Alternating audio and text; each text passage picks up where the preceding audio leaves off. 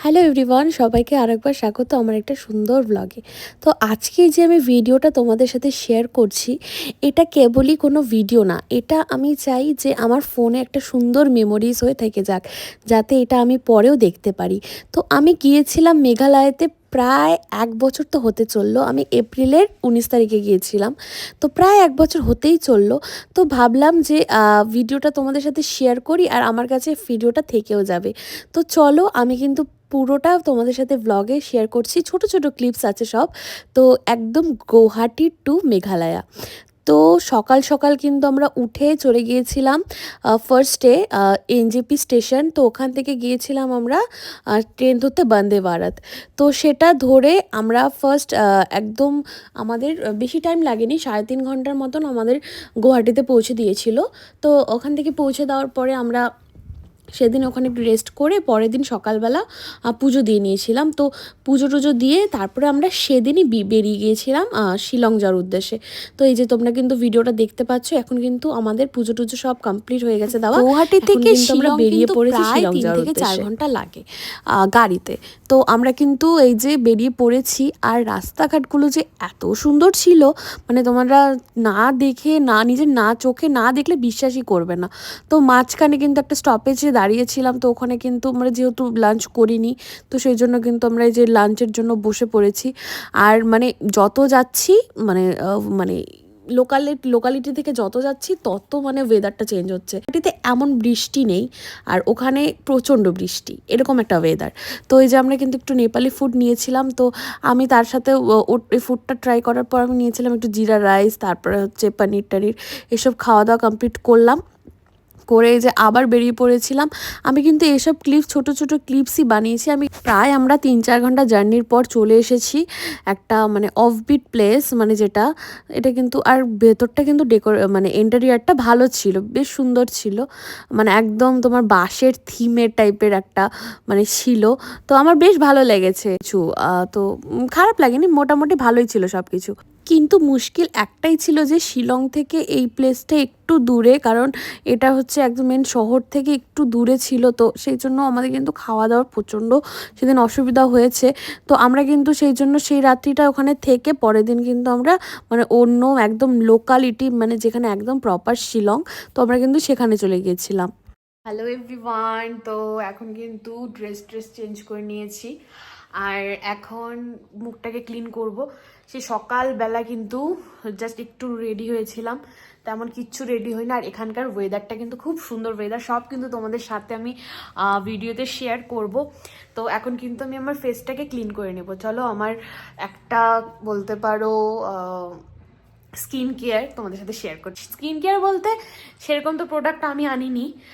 চলো, এখন কিন্তু আমি ওয়াশরুমে যাব, তোমরাও চলো আমাদের সাথে ওয়াশরুমে।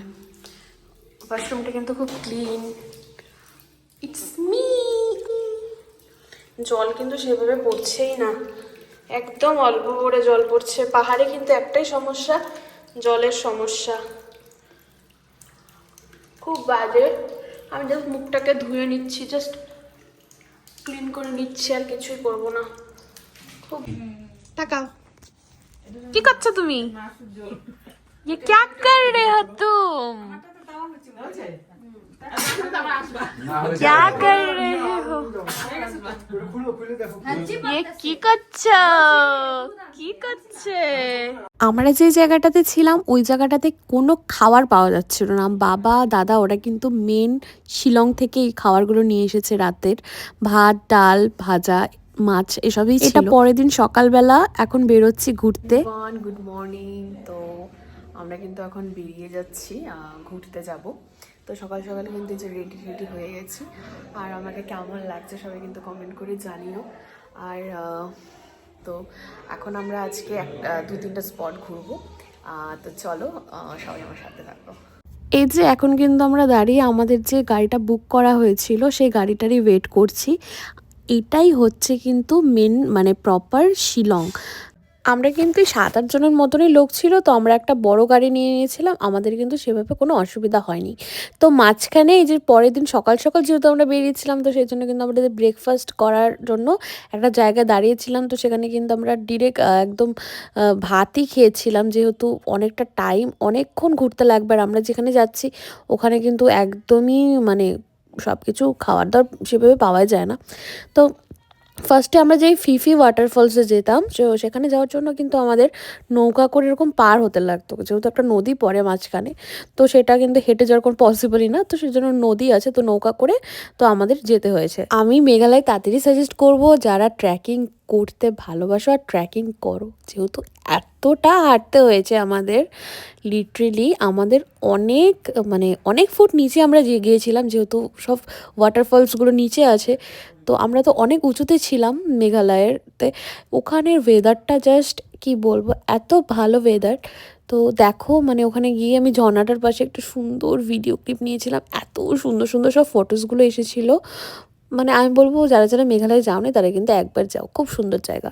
আর কিন্তু প্রচণ্ড রিস্কি ছিল, যা আমি বলবো সবাইকে, সবাই জুতো কিন্তু সবাই সবসময় হিল কিন্তু একদমই ক্যারি করো না, সবাই কিন্তু ফ্ল্যাট জুতো বা শু পরে যেও, একদম কমফোর্টেবল ফিল করবে, নাহলে কিন্তু প্রচণ্ড অসুবিধা হয়ে যাবে। এটাই কিন্তু হচ্ছে ফিফি ওয়াটারফলস। এটা দেখতেই আমাদের এত ট্রেকিং। তো তারপর আবার কিন্তু আমরা এখান থেকে উঠে পড়লাম। উঠে কিন্তু আমাদের কিন্তু সবাইকে সবার হাতে একটা লাঠি দিয়ে দেয় সাপোর্টের জন্য। তারপর ওখান থেকে পাশেই আর একটা ওয়াটারফলস ছিল, সেখানে গিয়েছিলাম। সেখানে গিয়ে কিন্তু আমি মানে না, আমার ইচ্ছাই করছিল না। তো ওখান থেকে বেরিয়ে আমরা চলে গেলাম কিন্তু ডাউকি লেকে। ডাউকি লেক খুবই খুবই খুবই সুন্দর একটা নদী।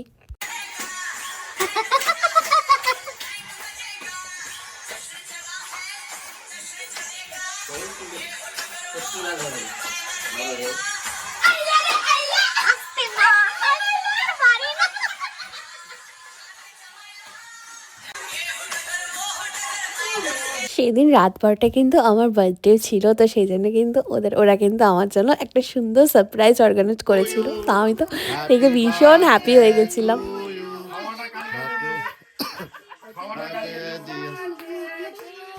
এটা পরের দিন সকালবেলা আমার বার্থডে মর্নিংয়ে। তো এমনিতে তো মনটা খুব ফ্রেশ লাগছিল, কারণ আমার আজকে বার্থডে দিনটা আমার কাছে একটা খুবই স্পেশাল দিন। তো সেইভাবে কিন্তু তারপরে হচ্ছে আমরা কিন্তু বেরিয়ে পড়েছি এখন ঘুরতে।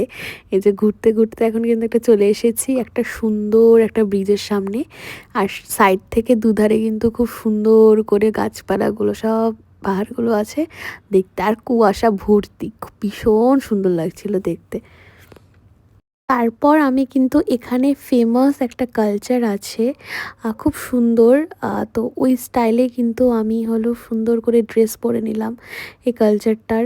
মানে এরা খুব সুন্দর সুন্দর এরকম, মানে এখানকার যে স্থানীয় বাসীরা আছে তারা কিন্তু এইভাবেই, তারা কিন্তু সবসময় এই পোশাকেই ওরা থাকে।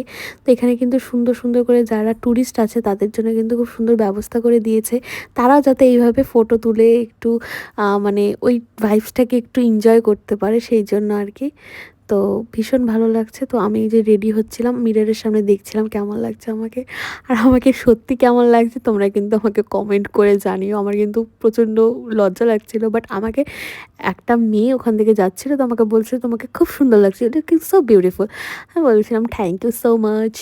এই ফুলটা কিন্তু আমি পাহাড়ে প্রচণ্ড খুঁজেছিলাম আগে, কিন্তু আমি পাইনি, বাট শিলংয়ে এসে এটা পেয়েছি। এটা হচ্ছে একটা উইশিং ফুল, যাতে তুমি নিজের উইশ মানে এটাতে বলে মানে ফুলটা উড়িয়ে দেবে, তো তোমার উইশ পূরণ হবে, এটাই সবাই মানে। তো তারপর এর পাশেই কিন্তু ছিল একটা সুন্দর ওয়াটারফল। তো এই যে আমার বুনুটাকে নিয়ে আমি সুন্দর করে একটু দোলনা দুলছিলাম, পাশে দোলনা ছিল, ভীষণ সুন্দর ব্যবস্থা। এই তো ছোট করে সব ব্লগগুলো তোমাদের সাথে শেয়ার করে দিলাম, কেমন লাগলো জানিও। দেখা হচ্ছে নেক্সট ভিডিওতে, বাই বাই।